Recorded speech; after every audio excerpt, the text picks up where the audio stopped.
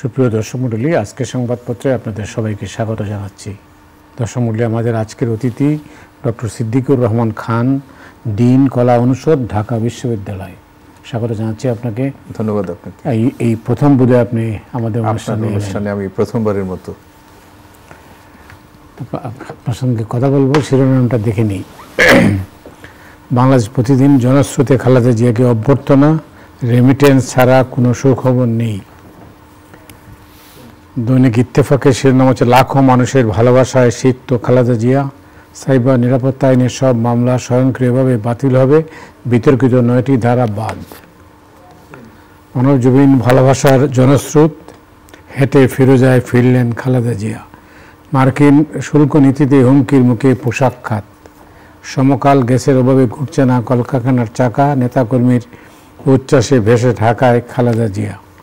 আমার দেশ নির্বাচন কমিশন নিয়ে নানা বিতর্ক, খালেদা জিয়াকে ঢাকায় লাখো জনতার প্রাণঢালা অভ্যর্থনা। দেশ রূপান্তর, খালেদা জিয়ার রাজস্বিক প্রত্যাবর্তন, অবশেষে আলোর মুখ দেখছে রবীন্দ্র বিশ্ববিদ্যালয়। কালের কণ্ঠ, আনন্দ উচ্ছ্বাস, বিপুল জনস্রোত, ব্যবসায় মন্দা, রাজস্বে ঘাটতি। খবরের কাগজ, খালেদা জিয়ার অবিস্মরণীয় প্রত্যাবর্তন, জুবাইদাকে ঘিরে নেতা কর্মীদের মধ্যে উচ্ছ্বাস। কালবেলা পাচার সম্পদ জব্দের আদেশ শুধু কাগজে কলমে, রাজপথে না থাকলেও দলের প্রয়োজনে ভূমিকা রাখবেন। আলোকিত বাংলাদেশ, ফুলেল ভালোবাসায় ফিরলেন নেত্রী, তরুণদের রাজনীতিতে আরও বেশি অংশগ্রহণের আহ্বান প্রধান উপদেষ্টার। সময়ের আলো, লাইটেনিং অ্যারেস্টার, কমাবে প্রাণহানি, স্মরণীয় ফেরা উজ্জীবিত দল। করতোয়া খালেদা জিয়ার রাজকীয় ফেরা, কুখ্যাত 9 ধারা বাতিল। আজকে সবকটা কাগজের শিরোনাম হচ্ছেন খালেদা জিয়া। আপনি জানেন যে অসুস্থ থাকার পরে তিনি লন্ডনে গিয়েছিলেন চিকিৎসার জন্য। গতকাল ফিরেছেন লাখো মানুষের উপস্থিতিতে। এটা একটা অবিস্মরণীয় ঘটনা। কোনো একটা কাগজ লিখেছে অবিস্মরণীয়, এটা অবিস্মরণীয় ঘটনা। আপনি কীভাবে দেখছেন বিষয়টাকে? আপনাকে আবারও ধন্যবাদ জানাচ্ছি এবং দর্শক যারা দেখছেন তাদেরকে শুভেচ্ছা জানাচ্ছি। বিএনপির চেয়ারপারসন, সাবেক প্রধানমন্ত্রী বেগম খালেদা জিয়া, তিনি লন্ডনে চিকিৎসার জন্য গিয়েছিলেন। দীর্ঘদিন কারাভোগ এবং করোনাকালীন সময়ে জেলখানা থেকে নিজের গৃহে অন্তরীণ থাকা এবং সেই সময় উন্নত চিকিৎসার জন্য বিদেশে যাওয়ার জন্য বারবার সরকারের কাছে আবেদন এবং সরকারের পক্ষ থেকে আইনি জটিলতা বা আইনের কথা বলে তার সেই আবেদন প্রত্যাখ্যান। সর্বশেষ বিগত পতিত যে সরকার, সেই সরকারের পক্ষ থেকে রাষ্ট্রপতির কাছে ক্ষমা প্রার্থনার মাধ্যমে তাকে বিদেশে উন্নত চিকিৎসার কথা বলা এবং খালেদা জিয়ার সেই যে সরকারের শর্ত সেটি প্রত্যাখ্যান।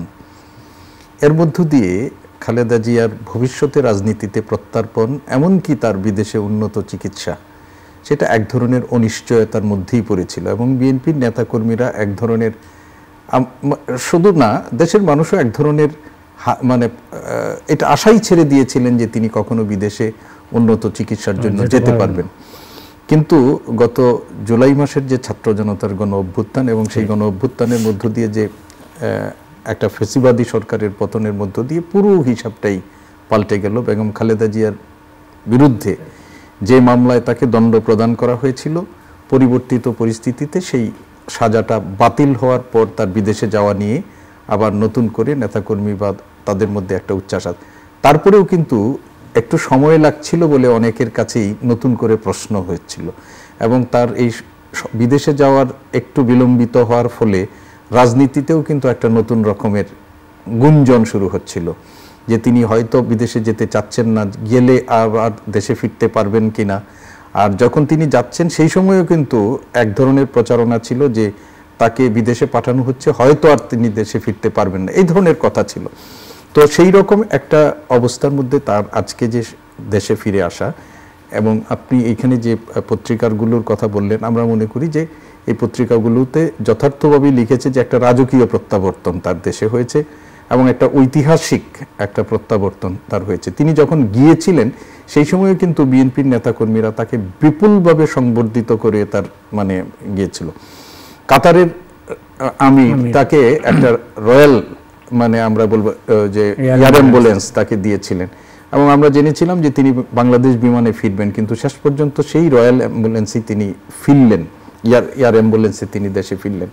এবং আজকে তার এই ফিরাটাকে কেন্দ্র করে বিএনপির নেতাকর্মীরা, অনেক সাধারণ মানুষও বিমানবন্দর থেকে ফিরোজা পর্যন্ত তারা ঘন্টার পর ঘন্টা দাঁড়িয়ে থেকে এই বেগম খালেদা জিয়া, যিনি 3 বার প্রধানমন্ত্রী ছিলেন, বিএনপির 4 দশকের বেশি সময় ধরে যিনি মানে চেয়ারপারসনের দায়িত্ব পালন করছেন, এবং নানা সংকট, পারিবারিক সংকট গত 15 বছরের মধ্য দিয়ে তিনি তার ছেলেকে হারিয়েছেন, তিনি তার পরিবারের উপর নানা ধরনের নিপীড়ন নির্যাতন গেছে, বড় ছেলে দীর্ঘ 17 বছর ধরে বিদেশে এক ধরনের নির্বাসিত জীবনযাপন করছেন।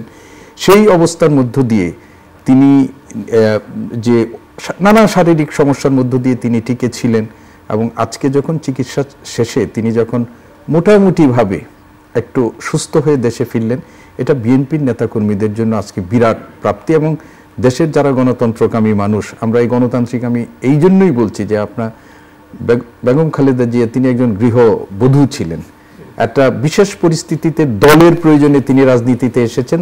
পরবর্তীতে আমরা দেখেছি যে তার স্বৈরাচার বিরোধী যে ভূমিকা এরশাদের সময়, সেটা আমরা মনে করি যে তিনি দেশের প্রয়োজনেও রাজনীতিতে এসেছিলেন, এবং এই দেশের মানুষের বিপুল ভালোবাসা তিনি পেয়েছেন। তিনি মানে আপসহীন নেত্রীর খেতাব তিনি পেয়েছেন। গণতন্ত্র পুনরুদ্ধারের যে তার যে লড়াই সংগ্রাম, সেই জন্য তিনি মাদার অফ ডেমোক্রেসি হিসাবে হয়েছেন। এবং আজকে সকালবেলা আমি এনটিভিতে একটা অনুষ্ঠান করছিলাম, সেটার নাম দেওয়া হয়েছিল হৃদয়ে বেগম খালেদা জিয়া। এবং আজকের যে তার দেশে প্রত্যার্পণ এবং বিপুলভাবে যে তাকে জনগণ যেভাবে সংবর্ধনা দিয়েছে, তাকে যেভাবে বরণ করে নিয়েছে, এটি আমাদের আবারও প্রমাণ করলো যে যত সমস্যাই হোক, যত তার বিরুদ্ধে ষড়যন্ত্র হোক, বাংলাদেশের মানুষের হৃদয়ে তার একটা স্থায়ী অবস্থান আছে। এটি আজকের এই তার প্রত্যাবর্তনের মধ্য দিয়ে এটি প্রমাণিত হয়েছে। চলমান রাজনীতিতে খালেদা জিয়ার এই প্রত্যাবর্তন কোনো ভূমিকা রাখবে বলে মনে হয়? নিঃসন্দেহে।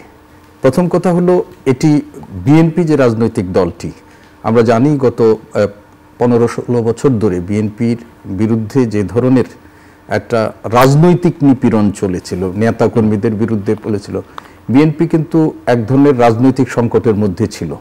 এই 5 আগস্টের পরিবর্তিত পরিস্থিতিতেও বিএনপি যে খুব স্বস্তিদায়ক অবস্থানে ছিল তা না। আমরা প্রতিনিয়ত বিএনপির বিরুদ্ধে একেবারে পরিকল্পিত প্রচারণা এবং নানা ধরনের কথাবার্তা শুনেছি। এবং দলের শীর্ষ যে 2 নেতার কথা বলি, তিনি ছিলেন কারা অন্তরীণ, অসুস্থ, এবং দলের যিনি ভারপ্রাপ্ত চেয়ারম্যান তিনিও ছিলেন দীর্ঘদিন ধরে তিনি দেশের বাইরে অবস্থান। তো ফলে বিএনপির মধ্যে আমরা যদিও দেখি দৃশ্যত সরকার কোনো ষড়যন্ত্রের মধ্যে দলটাকে বড় ধরনের মানে ক্ষতি, মানে ভাঙনের মুখে ঠেলে দিতে পারেন নাই, কিন্তু 2 জন শীর্ষ নেতৃত্বের এক ধরনের অনুপস্থিতিতে দলের মধ্যে তো এক ধরনের কিছুটা হলেও সংকট তো থাকেই। তো বেগম খালেদা জিয়ার আজকে চিকিৎসা শেষে ফিরে আসা, আমরা যেমন তাকে দেখলাম স্বতঃস্ফূর্ত প্রাণবন্ত যে অবস্থান দেখলাম, এটি প্রথমত হলো বিএনপিকে দারুণভাবে উজ্জীবিত করবে, তৃণমূল পর্যন্ত বিএনপির উপর এটার একটা বড় রকমের প্রভাব ফেলবে। আর আমাদের এই 5 আগস্ট পরবর্তী সময়ে বাংলাদেশের যে রাজনৈতিক অবস্থা, সেখানেও কিন্তু আমরা নানা রকমের দ্বিধা দেখছি, সংকট দেখছি, সন্দেহ দেখছি, অবিশ্বাস দেখছি। বিশেষ করে একটা জাতীয় নির্বাচন প্রশ্নে সরকারের অবস্থান, রাজনৈতিক দলগুলোর মধ্যে পরস্পর বিরোধী অবস্থান, সেটাও কিন্তু রাজনীতিতে এক ধরনের অনিশ্চয়তা, এক ধরনের অস্থিরতা, সেটা কিন্তু বিরাজ করছে। তো বেগম খালেদা জিয়ার মতো একজন নেত্রী, যিনি দীর্ঘদিনের রাজনৈতিক যে তার যাত্রাপথে তিনি কিন্তু অত্যন্ত পরীক্ষিত, তিনি দেশবাসীর সংকটে কখনো নিজের নিরাপত্তার জন্য, নিজের মানে পরিবারের নিরাপত্তার জন্য দেশবাসীকে কখনো ছেড়ে তিনি চলে যান নাই। কিন্তু তার সাথে যিনি প্রধান রাজনৈতিক দলের প্রতিদ্বন্দ্বী ছিলেন, তার জীবনে একাধিকবার এই ঘটনা ঘটেছে এবং সর্বশেষ ঘটেছে। তো সেই নেত্রী তিনি যখন হাসিমুখে বিমানবন্দর দিয়ে তিনি যখন আসেন, তিনি যখন হুইল চেয়ার ছেড়ে পায়ে হেঁটে যখন তিনি ফিরোজাতে প্রবেশ করেন, এই নেত্রী যেমন এটা যখন বিএনপিকে উজ্জীবিত করবে, তেমনিভাবে সরকারের সাথে দৃশ্যত বিএনপি বা বিএনপির সমমনা রাজনৈতিক দলগুলোর যে একটা আপাতত নির্বাচন প্রশ্নে বা আরও সংস্কারের কিছু প্রশ্নে, সেইগুলোর ক্ষেত্রেও বিএনপির চেয়ারপারসন বেগম খালেদা জিয়ার উপস্থিতি এবং তার যে ভূমিকা, সেটিও আমি মনে করি যে আমার দেশের সামগ্রিকভাবে আমাদের রাজনীতি এবং বিশেষ করে গণতন্ত্রে উন্নয়নের ব্যাপারে আমাদের নির্বাচন প্রশ্নে যে অচল অবস্থা তৈরি হচ্ছে বা একটা আমরা আপাত দৃষ্টিতে একটু মতভিন্নতা আমরা সরকারের সাথে দেখছি, সেটারও একটা ইতিবাচক প্রভাবের মধ্যে দিয়ে পড়তে পারে বলে আমি মনে করি আর কি। নির্বাচন নিয়ে কেন এই সংশয়? আচ্ছা, নির্বাচন নিয়ে কেন একটা সংশয়, এর মানে অনেক কারণ আছে। এর মধ্যে প্রথম কারণ হলো, আপনি দেখেন যে সরকারের যে অবস্থান এই নির্বাচন প্রশ্নে, আমরা এখন অবশ্য সরকারের পক্ষ থেকে একজনের বক্তব্যকেই একেবারে গুরুত্ব দেওয়া হচ্ছে। প্রারম্ভিক সময়ে সরকারের সাথে যারা যুক্ত ছিলেন বিভিন্ন পর্যায়ে বিভিন্ন রকমের বক্তব্য আমরা দেখেছি খোদ সরকারের পক্ষ থেকে। আমরা একবার সেনাপ্রধানের কাছ থেকে এক ধরনের বক্তব্য শুনেছি, সরকারের উপদেষ্টাদের সাথে ভিন্ন ভিন্ন মতামত আমরা শুনেছি, এবং সাম্প্রতিক সময়েও আমাদের যে স্বরাষ্ট্র উপদেষ্টার একটা বক্তব্য, আমাদের যে পশু সম্পদ উপদেষ্টা যিনি আছেন তার এক ধরনের বক্তব্য, এগুলো রাজনীতিতে এক ধরনের অবিশ্বাসের অবস্থা তৈরি করেছিল। তো ইতিমধ্যেই সরকার একটা স্পষ্ট করেছেন যে নির্বাচন প্রশ্নে প্রধান উপদেষ্টার বক্তব্যই হচ্ছে মূল কথা, এবং প্রধান উপদেষ্টার বক্তব্যের মধ্য দিয়েও আমরা দেখি যে পরবর্তীতে প্রেস উইং থেকেও মাঝে মধ্যে ভিন্ন ভিন্ন ব্যাখ্যা আসে। ফলে এই নির্বাচন নিয়ে বা নির্বাচনের সময়সীমা নিয়ে রাজনৈতিক দলগুলোর মধ্যে একটা মানে আমরা বলি যে একটা বলবো যে সন্দেহ তৈরি হয়। এক, দ্বিতীয় কথা হলো, আমরা যদি মনে করি যে এই সরকারের ঘনিষ্ঠ মিত্র হচ্ছে আমাদের সম্প্রতি যে রাজনৈতিক দলটি আত্মপ্রকাশ করেছে এনসিপি, তো এনসিপি কখনো আমরা এখনো দেখি, আজকেও তাদের পক্ষ থেকে বলা হয়েছে যে তারা সংস্কার কার্য পরিপূর্ণরূপে সম্পন্ন না হওয়া পর্যন্ত, মূল সংস্কার পর্যন্ত তারা নির্বাচন চায় না। এবং আমাদের প্রধান উপদেষ্টা যখন বলেন যে এরা হচ্ছে এই এনসিপিটি তারাই গঠন করেছেন যারা 5 আগস্টে ছাত্র জনতার গণ অভ্যুত্থানের সম্মুখ সারির যারা নেতা ছিলেন, প্রধান উপদেষ্টা বলেন যে তিনি হচ্ছেন তাদের দ্বারা নিয়োগকৃত, তাদের নিয়োগকর্তা হচ্ছেন। তো নিয়োগকর্তারা যখন নির্বাচন চায় না, বা আমরা এখন পর্যন্ত রাজনীতির মাঠে জামাতে ইসলামী তাদের অবস্থানও পরিবর্তন করছে, মাঝে মধ্যে বলছে যে সময় দিতে হবে, একটু সময় নিয়ে। ফলে বিএনপি যে রাজনৈতিক দলটি, তারা 15 বছর ধরে যারা নির্বাচনী প্রক্রিয়ার সাথে ওই অর্থে সংযুক্ত হতে পারে না, কিন্তু নির্বাচনের জন্য তারা প্রস্তুত। অন্যরা ওদের প্রস্তুতিতে ঘাটতি আছে, জামাতের নিবন্ধন হয় নাই, ফলে জামাত নির্বাচনটা প্রলম্বিত করতে চায়। আবার এনসিপি এখনো নিবন্ধন প্রক্রিয়ার মধ্য দিয়ে শুরুই করে নাই। তো ফলে এই নির্বাচনটি কখন হবে এই নিয়ে যে আমাদের একটা মানে সরকারের অবস্থান, সরকারের যাদেরকে বলা হয় মানে ধারণা করা হয় সরকারের যারা ঘনিষ্ঠ মিত্র, তাদের যে অবস্থান, এই সব কিছু মিলিয়ে আমাদের রাজনৈতিক দলগুলো আছে, বিশেষ করে বিএনপি এবং তার মিত্রদের সাথে অন্যদের মতের একটু ভিন্নতা আছে। তো সেই কারণে আমার মনে হয় যে নির্বাচনকে কেন্দ্র করে এই রাজনৈতিক দলগুলোর মধ্যে নির্বাচন বিলম্বিত করে সরকার কি গেইন করবে? আমার মনে হয় সরকার কোনো কিছু গেইন করতে পারবে না, এবং আমি এটা ব্যক্তিগতভাবে বিশ্বাস করতে চাই, যিনি এই অন্তর্বর্তীকালে সরকারের নেতৃত্ব দিচ্ছেন ডক্টর মোহাম্মদ ইউনূস, আমরা যেভাবেই বলি না কেন, তার যে রাজনৈতিক প্রজ্ঞার কথা আমরা বলি, তার যে আন্তর্জাতিক ক্ষেত্রে ইমেজ, দেশবাসীর কাছে যে তার ইমেজ, সেটি তিনি নির্বাচন প্রলম্বিত করার মধ্য দিয়ে প্রশ্নবিদ্ধ করবেন না। ফলে আমরা এই নির্বাচন নিয়ে অনেকেই যে ধরনের কথাই বলুক না কেন, ডক্টর মোহাম্মদ ইউনূস যে ধারণা দেশবাসীকে দিয়েছেন, এর মধ্যেই নির্বাচন আমার ধারণা সেটি হবে। এবং যদি না হয়, আমাদের এই মনে আছে 2007 সালে যারা ক্ষমতায় এসেছিলেন, তারাও তাদের কার্যক্রম যখন শুরু করেছিলেন, তখন এই দেশের মানুষের মধ্যে এক ধরনের একটা ভাইব তৈরি হয়েছিল যে এই সরকার যে কর্মকাণ্ড এরা প্রলম্বিত হোক, কিন্তু তাদের যে প্রস্থান বা তাদের ক্ষমতার থেকে যে বিদায়, এটি কিন্তু সুখকর হয়নি। এবং বাংলাদেশের মানুষের মধ্যেও আমাদের যেটা আমরা বলি রাজনৈতিক ঐতিহ্য অনুযায়ী, যে এই দেশের মানুষ আলটিমেটলি তারা একটা নির্বাচনী চায়, এবং তাদের নির্বাচনের ভোটাধিকার প্রয়োগের মধ্য দিয়ে তাদের সরকার প্রতিষ্ঠিত হোক, সেটাই চায়। তো এই ক্ষেত্রেও যে সেটি যদি খুব বেশি বিলম্বিত হয়, তাহলে এই সরকারের জন্য সেটি স্বস্তিদায়ক হবে বলে আমার মনে হয় না। এই মুহূর্তে গণতন্ত্রের উত্তরণের জন্য মানে কি কি চ্যালেঞ্জ আছে বলে আপনি মনে করেন? আমাদের একটা হলো যে এই মুহূর্তে আমাদের যে বড় চ্যালেঞ্জের ইয়াটা হচ্ছে যে দীর্ঘ 1.5 দশকের সময় আমাদের গণতান্ত্রিক ব্যবস্থা, একটা গণতন্ত্র, টেকসই গণতন্ত্র প্রতিষ্ঠা করার জন্য যে সমস্ত নিয়ামকগুলো আছে, আমাদের গণতন্ত্র শুধু তো নির্বাচনের মধ্য দিয়ে হয় না, আমাদের কি বলবো যে রাষ্ট্রের যে গুরুত্বপূর্ণ নিয়ামক অঙ্গশক্তিগুলো আছে, আইন বলেন, বিচার অঙ্গন বলেন, তারপরে আমাদের শাসন বিভাগ, আইন বিভাগ, সবকিছুই কিন্তু আমাদের ভঙ্গুর একটা অবস্থার মধ্যে দিয়ে মানে যাচ্ছে।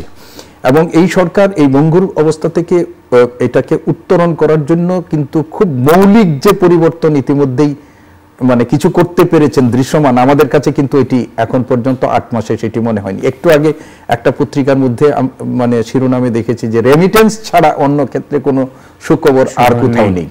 তো ফলে এই যে গণতন্ত্রের উত্তরণের জন্য আমাদের যে একটা স্থায়ী, আমরা যেটা চাই যে ভবিষ্যতে একটা সরকার ক্ষমতায় আসবে ভোটাধিকারের মধ্য দিয়ে, কিন্তু তারা ফেসিবাদী হবে না, আমাদের অর্থনৈতিক ক্ষেত্রে যে লুটেরা, সরকার যে লুটেরা একটা সরকারে পরিণত হয় সেই পরিস্থিতি হবে না।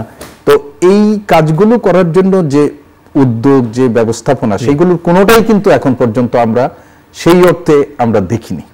তো ফলে এই যে গণতন্ত্র এবং একটা টেকসই গণতন্ত্র প্রতিষ্ঠার জন্য যে আমাদের চ্যালেঞ্জ, সেই চ্যালেঞ্জগুলো কিন্তু এখনো থেকেই গেছে। আমরা এখনো আলাপ আলোচনার মধ্য দিয়ে আছি, আমরা এখনো সংস্কার কমিশনের কার্যক্রমের মধ্য দিয়ে আছি। আমরা যদি একটা মিনিমাম সমঝোতায় আসতে পারি, তাহলে এই সমঝোতার ভিত্তিতে আমাদের সেইগুলো বাস্তবায়ন প্রক্রিয়াটা কিভাবে হবে বা কতদিনে হবে, সেগুলো কিন্তু আমাদের এখনো সামনে অস্পষ্ট। ফলে আমাদের যে গণতান্ত্রিক ব্যবস্থায় উত্তরণের জন্য যে চ্যালেঞ্জ আমরা মনে করছি, যে চ্যালেঞ্জটা এক পাক্ষিক চ্যালেঞ্জ, বহুপাক্ষিক বহুমাত্রিক চ্যালেঞ্জ আমাদের মধ্যে আছে। তবে তাহলে কি এই চ্যালেঞ্জ সব উত্তরণ করে আমরা একটা নির্বাচনী ব্যবস্থার দিকে যাব বা গণতান্ত্রিক ব্যবস্থার দিকে যাব? এটাও সম্ভব না। আমার মনে হয় মোটা দাগে আমাদের চ্যালেঞ্জগুলো যেগুলো মানে মোটা দাগে হওয়া দরকার, সেগুলোর মধ্য দিয়ে আমরা একটা নির্বাচনী প্রক্রিয়ায় একটা গণতান্ত্রিক সরকার ব্যবস্থা প্রতিষ্ঠার প্রক্রিয়ার দিকে যাওয়া দরকার।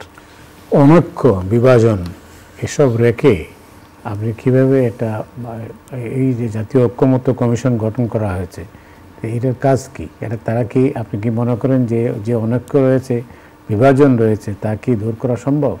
আচ্ছা, আমরা গণতন্ত্রের মধ্যে ভিন্নমত থাকাই স্বাভাবিক এবং প্রত্যেকটা রাজনৈতিক দলের ভিন্ন ভিন্ন রাজনৈতিক আদর্শ এবং সেই আদর্শ ভিত্তিক কর্মসূচি তাদের আছে। ফলে এক জায়গায় শতভাগ, মানে একটা ইস্যুতে শতভাগ একটা জায়গায় যাবে, সেটা আমরা প্রত্যাশা করি না এবং এটা প্রত্যাশা করাও ঠিক না।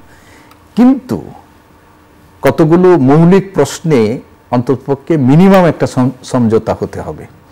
এই সমঝোতা ছাড়া যদি আমরা সামনের দিকে অগ্রসর হতে চাই, তাহলে রাজনৈতিক দল যারা আছে তাদের জন্য সেটা সুখকর হবে না এবং যারা ক্ষমতায় আছেন তাদের জন্য সুখকর হবে না। তো সমঝোতাটা পৌঁছবো কিভাবে? কিছু গ্রহণ বর্জন, এটা রাজনৈতিক দলগুলোর পক্ষ থেকেও আসতে হবে এবং সরকারের পক্ষ থেকেও সবারই কিছুটা ছাড় দেয়া এবং সেই ছাড়গুলো দিয়ে দেশের জন্য, গণতন্ত্রের জন্য, সাধারণ মানুষের জন্য এবং সর্বোপরি আমাদের যে অনেক মানুষ যে আত্মত্যাগ করলেন, তাদের সেই আত্মত্যাগের প্রতি সম্মান জানানোর জন্য হলেও আমাদেরকে কিছুটা গ্রহণ বর্জনের মধ্য দিয়ে একটা সব মিনিমাম একটা, আমরা বলছি যে একটা মিনিমাম আমাদের মধ্যে একটা কনসাসনেস তৈরি করতেই হবে। এবং এটি যদি না করে যদি আমরা সামনের দিকে অগ্রসর হতে যাই, রাষ্ট্র মেরামতটা কিভাবে হবে? আচ্ছা, রাষ্ট্র মেরামতের কথা, আমরা এই যে রাষ্ট্র মেরামত, আমি ইদানিং এই শব্দটার প্রয়োগ কম শুনছি, বেশি ছিল, ইদানিং কম শুনছি আমরা। এবং আমাদের ধারণা এখন নতুন বন্দোবস্ত, হ্যাঁ, নতুন বন্দোবস্ত, নতুন বয়ান, এই সমস্ত শব্দ আমরা ব্যবহার করি, কয়েন করা হয় এবং এগুলো হয়। এখন রাষ্ট্র মেরামত এটা একটা চলমান প্রক্রিয়া, আপনি শুরু করবেন এবং এটা যখন যে সংকট আসবে সেটার মধ্য দিয়ে করতে হবে। এখন আজকে বলা হচ্ছে যে আপনি যদি নির্বাচনের কথা বলেন বা অন্য কিছু বিষয়ের কথা বলেন, তাহলে আপনি সংস্কার বিরোধী একটা ট্যাগ দেওয়া হয়। একসময় জামাত শিবিরের ট্যাগ দেওয়া হতো, একসময় ইয়া হতো, এখন হলো সংস্কার বিরোধী, এই ধরনের ট্যাগিং হয়ে যায়। কিন্তু আমি ব্যক্তিগতভাবে আমি এটি মনে করি যে বাংলাদেশের রাজনীতিতে কতগুলো অহেতুক তর্ক তৈরি করা হচ্ছে, যে সংস্কার আগে না নির্বাচন আগে, নির্বাচন আগে না সংস্কার পরে, তারপরে হলো বিচার প্রক্রিয়া সম্পন্ন করা আগে না নির্বাচন প্রক্রিয়া সম্পন্ন করা, এগুলো অহেতুক তর্ক তৈরি করে আমাদের রাজনৈতিক ক্ষেত্রে, এমনিতেই তো আমরা বিভাজিত রাজনৈতিক শক্তি এবং বিভাজিত সমাজ, সেটার মধ্যে বিভাজন তৈরিটা আরো এটাকে মানে আমরা বলবো যে গভীর করার চেষ্টা হচ্ছে। সংস্কার চলবে, রাষ্ট্র মেরামত চলবে, বিচার কার্যও চলবে, একই সাথে গণতন্ত্রের পথে হাঁটার যে প্রক্রিয়া সেটিও চলবে। একটাকে থামিয়ে রেখে অন্যটা চলার কোনো সুযোগ নেই। আমাদের এই রাষ্ট্র ব্যবস্থা, সরকার কাঠামো কোনোটা মানে স্থবির কোনো বিষয় না, চলমান প্রক্রিয়ার মধ্য দিয়েই আমাদের যেতে হবে। এটাই আমাদের এখন একটা বড় মানে উদ্যোগ হওয়া দরকার, সরকারের পক্ষ থেকেও রাজনৈতিক দলগুলোর পক্ষ থেকে। কবে নির্বাচন হতে পারে বলে আপনার মনে হয়? আমরা ডক্টর মোহাম্মদ ইউনূসের কথায় আস্থা রাখতে চাই। তিনি বলছেন ডিসেম্বর থেকে জুন মাসের মধ্যে নির্বাচন হবে। এটা মাঝামাঝি হতে পারে। আমরা দেখেছিলাম যে লন্ডনে জামাত ইসলামের আমির তিনি বেগম খালেদা জিয়ার সাথে সাক্ষাৎ করেছেন। সাক্ষাৎ পূর্ব এবং সাক্ষাৎ পরবর্তী জামাত ইসলামের আমির বা তাদের স্টেটমেন্টের মধ্যেও কিন্তু আমরা একটা পরিবর্তন দেখছি। তো বিএনপির পক্ষ থেকে ডিসেম্বর মধ্যে নির্বাচন চাওয়া হচ্ছে। জামাত বলছে যে রোজার আগে সেটা হইলে ভালো হয়। তাহলে রোজার আগে হলে সেটা জানুয়ারি ফেব্রুয়ারি, আর্লি ফেব্রুয়ারি অথবা জানুয়ারিতে হতে হবে। সরকারের পক্ষ থেকে বলা হচ্ছে জুন মাসের মধ্যে সেই নির্বাচন হবে। আমার ধারণা এখানে খুব বেশি ফারাক নেই। ডিসেম্বর মাসে না হয়ে যদি ফেব্রুয়ারি মাসে হয়, বিএনপি মনে হয় যে এটা একেবারে নির্বাচনে আমরা যাব না, এটা না করলে এটাও হবে না। আবার যদি মানে ডিসেম্বরের মধ্যে নির্বাচন হয়ে যায়, তাহলে জামাত বলবে যে আমরা নির্বাচনে যাব না, এরকমও আমার হবে না। ফলে আমার ধারণা সেটি হচ্ছে যে, এটা আমি বিশ্বাস করতে চাই যে ডক্টর মোহাম্মদ ইউনূস যে বক্তব্যটি রেখেছেন সেই বক্তব্যের মধ্যেই মানে আগামী বছরের জুন মাস থেকে ডিসেম্বর থেকে জুন মাসের মধ্যেই একটা সুবিধাজনক সময়ে এই নির্বাচনটি অনুষ্ঠিত হবে। যদি সেটি না হয়, তাহলে আজকে আমাদের যিনি তত্ত্বাবধায়ক মানে অন্তর্বর্তীকালীন সরকারের মানে হচ্ছেন, এই দেশের মানুষ মহানায়ককে খলনায়কে পরিণত করতে, এটা আমাদের রাজনৈতিক ঐতিহ্যে আমরা বহু দেখছি, মানে এটা বেশি সময় লাগে না। তো আমরা চাইবো না ডক্টর মোহাম্মদ ইউনূসের মতো মানুষ তিনি আমাদের মহানায়ক হিসাবেই থাকুন। তিনি মানে খলনায়ক না, তিনি কোনোভাবে প্রশ্নবিদ্ধ হবেন নির্বাচন বা অন্য কোনো ইস্যুতে, এটা আমরা চাইবো না এবং তিনি নিজেও এটি করবেন বলে আমি মনে করি না। ওয়েল, তা সব কিছুর মধ্যেই আপনি নিশ্চয়ই লক্ষ্য করেছেন একটা বিষয়, সেটা হচ্ছে যে মানবিক করিডোর নির্বাচনের সঙ্গে অনেকে লিঙ্ক আপ করার চেষ্টা করছেন। আমি জানি না এটা আপনি কিভাবে দেখবেন, কি মনে হয়? আমরা ওই সম্প্রতি মানবিক করিডোর সম্পর্কে এটি আলোচনা হচ্ছে যে রাখাইনে যে মানবিক বিপর্যয় হচ্ছে, সেই মানবিক বিপর্যয়ে ওইখানকার যে মানে মানবেতর জীবন যাপনকারী যে রাখাইনের জনগোষ্ঠী আছেন তাদেরকে সাহায্য সহযোগিতা পাঠানোর জন্য আমাদের গুমধুম সীমান্ত যেটি আছে সেইখান দিয়ে একটা মানে মানবিক করিডোর তৈরি করার ব্যাপারে জাতিসংঘের যে প্রস্তাব, আমরা শুনেছিলাম যে সরকার সেই প্রস্তাবে সম্মত হয়েছেন। পররাষ্ট্র উপদেষ্টা বলেছিলেন যে শর্ত সাপেক্ষে, তারা কতগুলো শর্ত দিয়েছেন, কিন্তু কি শর্ত দিয়েছেন সেটা তিনি স্পষ্ট করেননি এবং এখন পর্যন্ত সেটি স্পষ্ট হয়নি। পরবর্তীতে আমরা আমাদের যে প্রধান নিরাপত্তা উপদেষ্টা তার কাছ থেকে শুনলাম যে এই ব্যাপারে সরকারের সাথে মানে মানবিক করিডোর ব্যাপারে মানে হিউম্যান প্যাসেজ সম্পর্কে জাতিসংঘের সাথে সরকার কোনো চুক্তি করে নাই বা এটি আলাপ আলোচনার মধ্যে দিয়ে আছে। এই ব্যাপারে বাংলাদেশের মানুষের মনের মধ্যে একটা আশঙ্কা আতঙ্ক এগুলো কিন্তু আছে। এর মধ্য দিয়ে গতকাল কিন্তু আবার একটা প্রশ্ন এবং আমাদের নিরাপত্তা উপদেষ্টা কিন্তু একটা মন্তব্যও করেছেন যে আরাকান আর্মির সাথে বাংলাদেশের সম্পর্ক, এবং সেখানে মায়ানমারের যে সামরিক জান্তা তারা কিন্তু বাংলাদেশকে একটা চিঠি দিয়ে তারা বলেছেন যে তারা যে ইয়াটি করছেন সেটার ব্যাপারে তাদের আপত্তি তুলেছেন, এবং আমাদের উপদেষ্টা বলছেন যে বাংলাদেশের সুরক্ষার কথা বিবেচনা করে যাদের সাথে তাদের মানে ইয়া করা দরকার, কে কি বললো সেটাকে বিবেচনার মধ্যে দিয়ে না। এখন বড় রকমের প্রশ্ন হচ্ছে যে এই যে মানবিক করিডোরের মতো একটা খুবই গুরুত্বপূর্ণ একটা ব্যাপার, সেই ব্যাপারটি এখন বিএনপি বা কেউ কেউ প্রশ্ন উত্থাপন করছেন যে আমাদের রাজনৈতিক দলগুলোর সাথে আলোচনা করা ছাড়া সরকার এই ধরনের সিদ্ধান্ত নিতে পারেন কিনা, এই সিদ্ধান্ত মানে প্রশ্ন তুলেছেন, এবং এই সিদ্ধান্ত গ্রহণের ফলে আমাদের স্বাধীনতা সার্বভৌমত্ব বা আমাদের নিরাপত্তা কি ধরনের হুমকি হতে পারে এই প্রশ্ন উত্থাপিত হয়েছে। এই ধরনের একটা মানবিক করিডোর আমরা স্থাপনের মধ্য দিয়ে মায়ানমারের পক্ষ থেকে, মায়ানমার সরকারের সাথে যদি আমাদের এই ধরনের হয়, তাহলে মায়ানমার সরকার যে প্রতিক্রিয়া দেখাবে বা আরাকান আর্মি যে প্রতিক্রিয়া দেখাবে, সেই প্রতিক্রিয়া আমাদের জন্য এখানে একটা নিরাপত্তা হুমকি তৈরি করতে পারে। ফলে আমি মনে করি যে এই ধরনের সিদ্ধান্ত নেওয়ার আগে আরও অনেক বেশি বিচার বিবেচনা করা দরকার, এবং পৃথিবীর ইতিহাসে এই ধরনের ঘটনা নিয়ে সংশ্লিষ্ট দেশগুলোর বিপদের মধ্যে পড়েছে, নিরাপত্তা ঝুঁকিতে পড়েছে, মধ্যপ্রাচ্যে ওই ধরনের দৃষ্টান্ত আমাদের সামনে আছে। অনেক অনেক ধন্যবাদ আপনাকে। ধন্যবাদ। দর্শক মণ্ডলী, আজ এ পর্যন্তই। আগামীকাল আবার দেখা হবে। শুভরাত্রি।